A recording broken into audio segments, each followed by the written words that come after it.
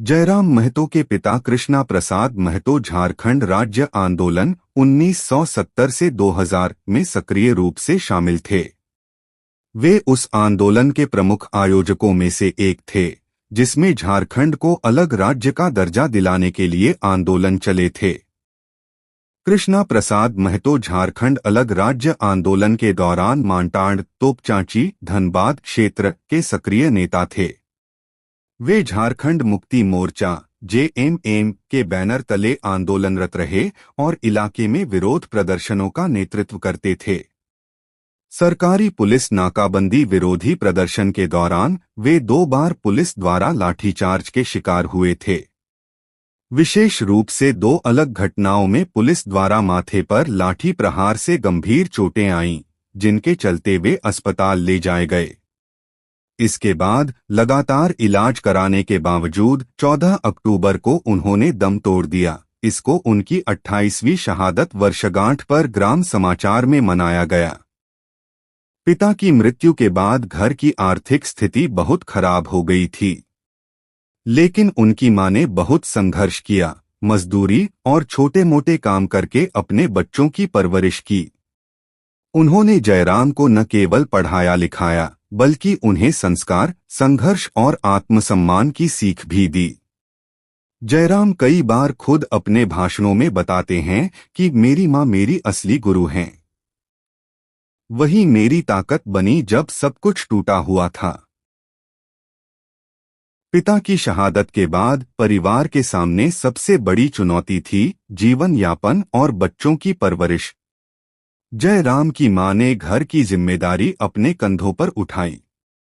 उनके पास न तो खेती की पर्याप्त जमीन थी, न कोई स्थायी आय का स्रोत। उन्होंने मजदूरी की, दूसरों के घरों में काम किया, सिलाई का काम सीखा और छोटे-मोटे खेतीहर काम कर परिवार को चलाया।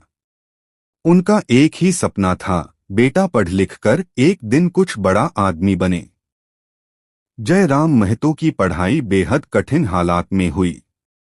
वे अक्सर पुराने कपड़े पहनकर स्कूल जाते थे। कई बार फीस भरने के लिए उनकी मां को लोगों से उधार लेना पड़ा। किताबें भी इधर-उधर से मांगकर लाते थे।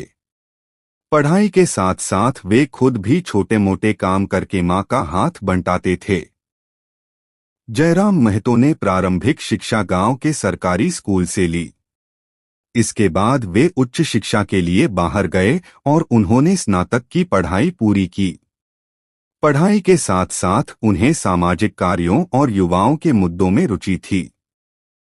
आंदोलन की शुरुआत 2022। छात्र से आंदोलनकारी बनने का सफर। पढ़ाई के दौरान ही जयराम ने अपने गांव और कॉलेज में युवाओं को इकट्ठा करना शुरू किया। उन्होंने स्लोगन बनाया, झारखंडी भाषा रोजगार की आशा, और कहा कि जब परीक्षा में भोजपुरी आएगी तो मूल झारखंडी छात्र पिछड़ जाएंगे। 2022 में ही उन्होंने एक मंच तैयार किया, झारखंडी भाषा खतियान संघर्ष समिति (JBKSS). इसके जरिए जगह-जगह सभा, नुक्कड़, प्रचार, पर्चा वितरण शुरू किया। आंदोलन का स्वरूप साफ था। आंदोलन का पहला बड़ा प्रदर्शन धनबाद, गिरिडीह, बोकारो जैसे जिलों में देखने को मिला। उन्होंने एक साल में 500 प्लस सभाएं और 30 से ज्यादा जिलों में यात्राएं की। मुख्य मांगे: 1. मगही, भोजपुरी जैसी भाषाओं को झारखंड की भाषाओं से बाहर रखा जाए। 2. 1932 खतियान आधारित स्थानीय नीति लागू हो। 3. स्थानीय भाषा बोलने वाले को रोजगार में प्राथमिकता दी जाए। धनबाद के बलियापुर में लाखों लोगों की भीड़ जुटी। यहीं पर जयराम ने पहली बार बोला, अब ये सिर्फ आंदोलन नहीं, अब ये झारखंड की नई क्रांति है।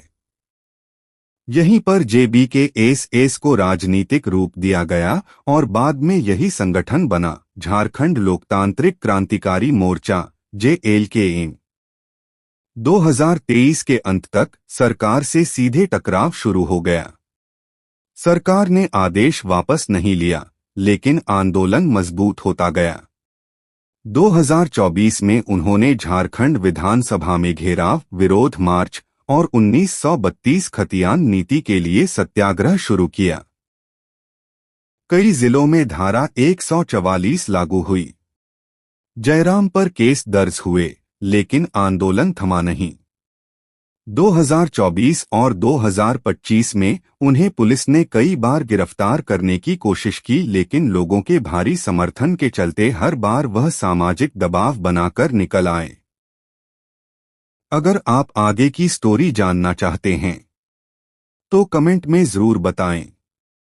लाइक करें, शेयर करें और सब्सक्राइब करना ना भूलें।